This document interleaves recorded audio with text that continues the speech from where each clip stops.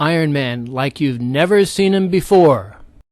Would you like to be Iron Man? I would. Well, you and I can't be Iron Man, but we can build our very own Iron Man model. The Metal Earth Company has come out with a wonderful all-metal kit of Iron Man. It's part of the Marvel Avengers series. It's well packaged in a flat case, 4 pieces of metal inside that have been laser cut, and it's just an exquisite model, and you guys ought to have a look at it. The best suit that I found is from the Metal Earth people. This is an exquisitely made model. Comes with 4 sheets of metal that are laser cut, 3 red and 1 gold, and this is a fully licensed product from Marvel. There's a whole lot of parts involved with this, so they give you a register of which one is where, and you want to keep very close tabs on what you're using. And as far as instructions go, man, there's a whole pile of instructions for you. There's lots of instructions. The Metal Earth folks have come up with an ingenious way of putting these kits together. You don't glue them together or solder them. You just put the pin in the hole and either give it a twist or you push it over. Now, with these kits, you're making all kinds of 3D shapes out of flat metal parts, so you need a whole bunch of different tools. Alright, let's get to work on this kit. The first thing you're going to have to do is really keep track of which piece goes where, and the best way I found is just mark them off as you use them. I find the best way to remove these parts from the backing is with a real sharp pair of micro nippers. You never want to break these parts off. Now, you're going to be bending these metal pieces all different ways, so I have a number of different needle nose pliers for different jobs. And what you do, you can think of this kit as a whole bunch of mini kits where you just put them together and then you stack them on top of one another. As you assemble this kit, you want to be really careful about which pin goes into which hole, because as you can see, there's a lot of different pins, and if you put it in the wrong one, boy, it's a bugger to get it back out. And you either give it a twist or you push it over. You got to make sure to follow the directions on which way, because sometimes there's not enough room. These parts, like I said, just stack one on top of another.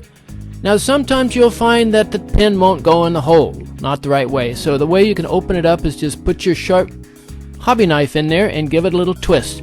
One piece on top of another on top of another. Okay, assembling the legs, you want to be really careful about keeping the left side parts and the right side parts separate, because they are different. If you mix them up, they just won't fit together. If you find that pieces are not fitting together, check and see if you have all the rights on the right side and all the lefts on the left side. And here's the lower part of the legs going together. You should assemble a lot of different round things that you can use as molds, because you're making round 3D parts out of flat sheets.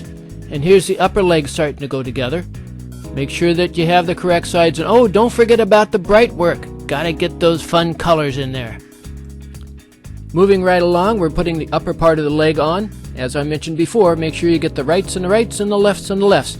And then you put the girdle together, attaching the 2 legs, and the first thing that goes on is the belt. Alright, moving right along, we're adding the torso, and you'll find that each one of these parts is bent differently, so you have to play with them. And you have right arm, left arm, just like the legs. Make sure you get the correct side, all the parts in the right place. Now, when you put the arms on, there is one arm down to the side, the left arm's down to the side, and the right arm is outstretched, so you make sure you put the right one on the right side, right? Haha. Ah, yes, the iconic helmet. Don't we love it? I'd like to have one of my own. The breastplate was a bit of work to get it correct, and then the helmet just slips up inside, and once again you attach it into place. Making sure that everything fits right, then what you do? Well, you put the breastplate and helmet assembly on the torso. Well, all I can say is this Iron Man kit from the nice folks at Metal Earth was a lot of fun. It's not a beginner kit, it's a difficult kit, but it really came out really nice. What do you think? Little view of the back. Lots and lots of detail on this kit. It took me about 8 hours to build it, and to give you an idea of the size, well, it's a little bit under 5 inches tall. And here you see Iron Man doing what he does best, fighting the bad guys, winning the good battles. I had a real lot of fun with this kit. I think you will too. Iron Man. What a guy. I want to be Iron Man. Well, I can't, but at least I can have a great Iron Man model. Look into these Metal Earth kits. You'll have a lot of fun with them.